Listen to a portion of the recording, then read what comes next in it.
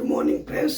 आज मैं आपको क्लास 10th मैथ का लेसन 5.1 समांतर श्रेणी अर्थमेटिक प्रोग्रेस का क्वेश्चन नंबर 4 का निम्न में से कौन कौन एपी, यदि कोई एपी है तो इसका सारो अंतराल ज्ञात कीजिए और इसके 3 पद और लिखिए। इसमें मैंने पार्ट 13, 14 और 15 लेके आया हूं। तो अब हम चलते हैं पार्ट 13 में। हमने बताया है कि जब भी एपी कब होगा, जब हमारा डी का मान समान होगा तो एपी होगा। अगर डी का मान समान नहीं है तो एपी नहीं है। तो सबसे पहले हम चलते हैं कौन सी सवाल, 13वां सवाल। 13वां सवाल में क्या है, √3, √6, √9, √12 डैश डैश। ठीक है। अब हम यहां से इसको A1, इसको A2, इसको A3, इसको A4 मान लेते हैं। तो D1 बराबर A2 माइनस A1 हो जाएगा। ठीक है।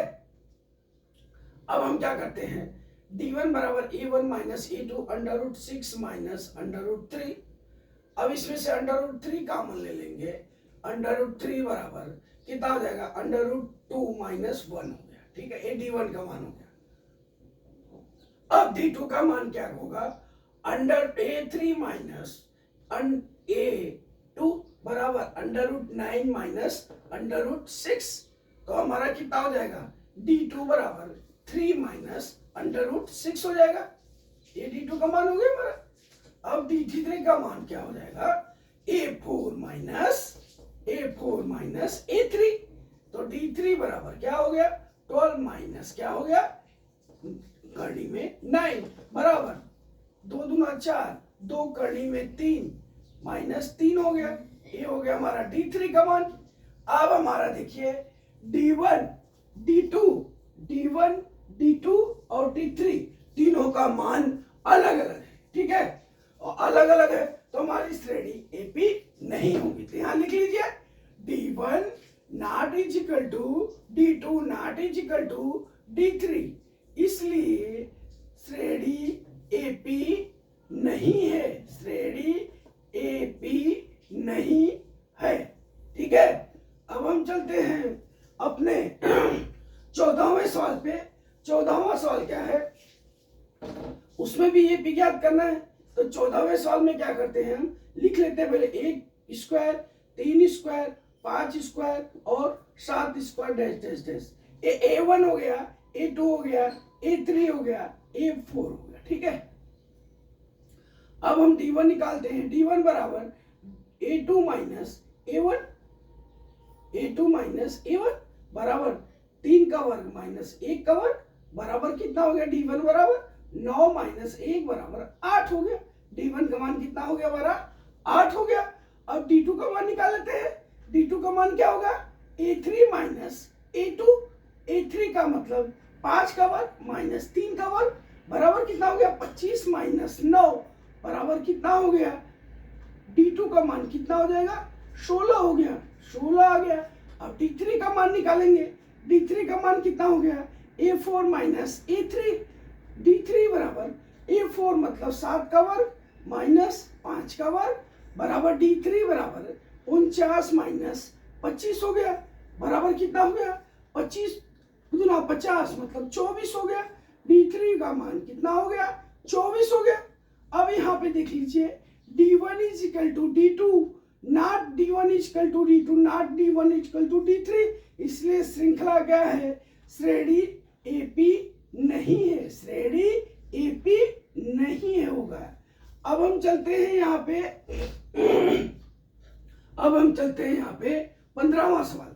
15वां सवाल क्या है हमारा, 15वां सवाल a का वर्ग कामा 5 का वर्ग 7 का वर्ग और 73 दिया है। तो हम D1 निकालेंगे। तो 5 का वर्ग माइनस 1 का वर्ग बराबर कितना हो जाएगा हमारा, 25 माइनस 1 बराबर कितना हो गया, 24 हो गया।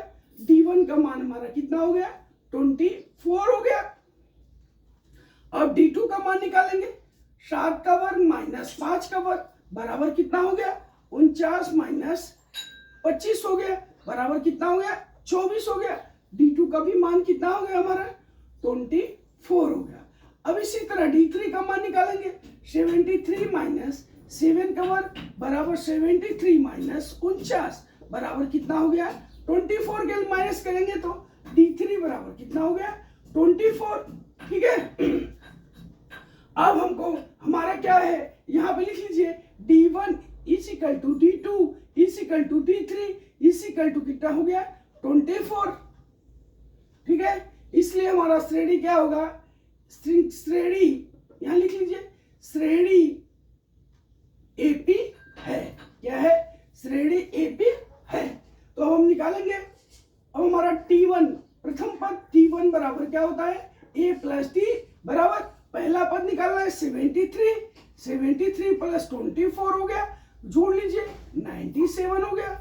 अब इसी तरह T2 निकाल लेते हैं, a प्लस डी मतलब ये 97 प्लस कितना हो गया दूसरा पद 24, तो यहाँ कितना हो गया 121 हो गया। इसी तरह T3 निकालेंगे, 121 हो जाएगा अगले पद के लिए प्लस 24 बराबर कितना हो गया 145। इसी तरह T4 निकालेंगे, T4 के लिए 145 प्लस कितना हो जाएगा 24 बराबर कितना हो गया हमारा कितना हो जाएगा 5 4 9 4 2 6 1 169। ठीक है, अब हम इसको कैसे लिख लेंगे, अब इसके आगे लिख लीजिए हमारा, ये हमारा T1 का मान हो गया, ये हमारा T2 का मान हो गया, ये हमारा T3 का मान हो गया, ये हमारा T4 का मान हो गया। इस तरह से हमारा श्रेणी हो गया 97 121 145 और 169 एक मान 24। इस तरह से दोस्तों मैं आशा करता हूं कि हमने जो ये आपको सवाल समझाया है ये समझ में आ गया होगा। अगला सवाल कल मैं फिर लेके आता हूं। जय मां सरस्वती, जय भारत माता, जय जवान, जय किसान।